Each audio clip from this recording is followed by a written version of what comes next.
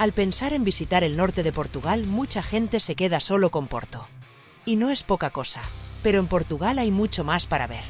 En este vídeo voy a mostraros un viaje por carretera en el que visité algunos sitios que tenía pendientes. Por tanto, no es una lista de lo mejor del norte de Portugal, ni mucho menos, aunque algunas de las paradas estarían en esa lista.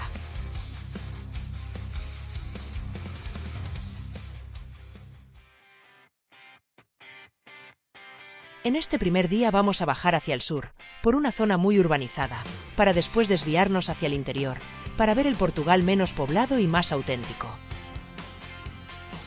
La primera parada fue Santa Maria da Feira, para visitar su castillo. Aunque está documentado desde el siglo XII, sufrió cambios, incendios y ruina. Fue comprado por suscripción popular y el Estado portugués se encargó de restaurarlo.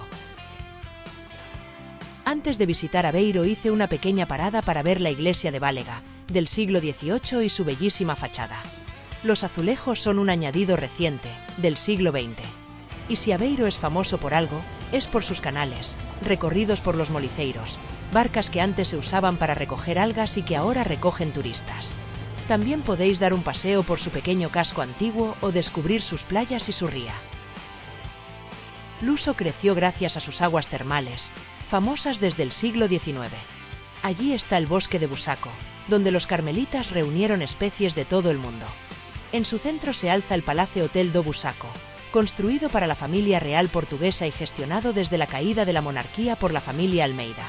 Montemoro Bello domina el Valle del Mondego desde uno de los castillos más antiguos de Portugal, documentado ya en el siglo X. Su fortaleza fue clave para el reino. A sus pies se extienden los campos de arroz del Baixo Mondego. El castillo de Lousá formaba parte de la antigua línea defensiva que protegía el acceso a Coimbra. A su lado está la iglesia de Nosa Señora da Piedade, un punto de peregrinación desde hace siglos. El castillo domina un valle cubierto de bosque. Y en lo alto del valle está Talasnal, una aldea recuperada y construida en sisto, la piedra oscura típica de la sierra, que conserva la arquitectura tradicional de montaña, con casas de piedra y calles estrechas suspendidas en la ladera. Hablando de aldeas famosas, Piodao destaca por su urbanismo en terrazas debido a la falta de terreno llano. Estaba tan aislada que no tuvo carretera hasta los años 70, y por eso su trazado medieval se conservó casi intacto.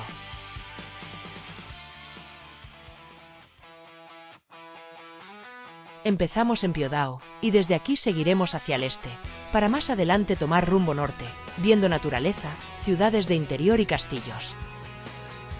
Dentro de la freguesía de Piodao se encuentra Foz d'Egua, habitual en reels de Instagram, ya que parece un escenario del Señor de los Anillos. Había planeado sacar el dron, pero llovía y me quedé con las ganas. En el Poço da Broca, en Barriosa, también me esperaba la lluvia. En la parte baja, la poza y la caída secundaria se formaron en parte por los desvíos del río para alimentar molinos y lagares.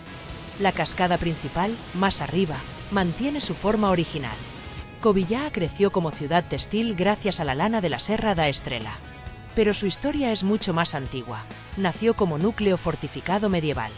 El castillo y las murallas controlaban el paso hacia el valle del Sésere.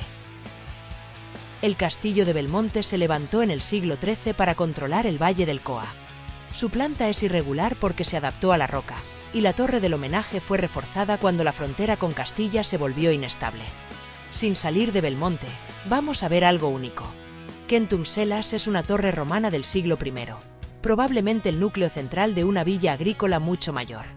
Su forma tan peculiar se debe a que solo quedó en pie ese cuerpo central.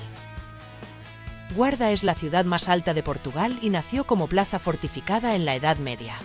Su catedral gótica tardía domina el casco histórico. El trazado estrecho del centro aún conserva la huella de aquel núcleo defensivo original. El castillo de Celorico da Beira controla el paso natural entre la Serra da Estrela y la meseta. De origen medieval, aunque la posición ya se usaba como punto de vigilancia mucho antes. La torre y el recinto superior dominan el Valle del Mondego. Viseu creció alrededor de un asentamiento romano y más tarde se convirtió en un punto clave del reino portugués. Su catedral, mezcla de románico y gótico, domina el casco histórico y marca el antiguo núcleo amurallado.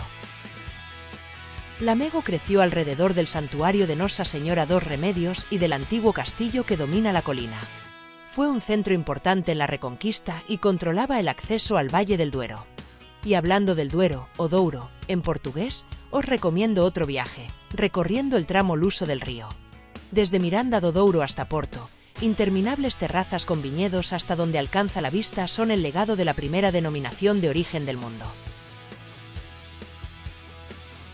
Este segundo día lo terminamos en el castillo de Arnoia, que se alza sobre una colina que domina el valle del Támega. Su origen es medieval temprano y funcionó como punto de control sobre los caminos que atravesaban la región.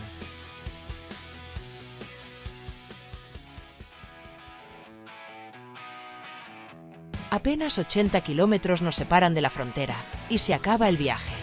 Nuestra penúltima parada será en Bom Jesus do Monte, en Braga.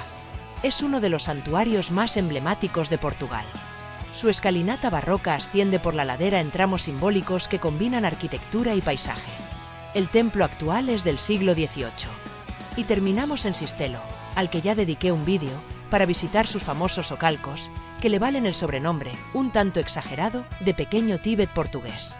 Si no lo habéis visto, os dejo una tarjeta. Merece la pena. Espero que os haya gustado este viaje rápido por el norte de Portugal. Hay muchas más cosas para ver, pero es un viaje corto y agradable que espero que hayáis disfrutado. Nos vemos en el siguiente vídeo, con más lugares a descubrir.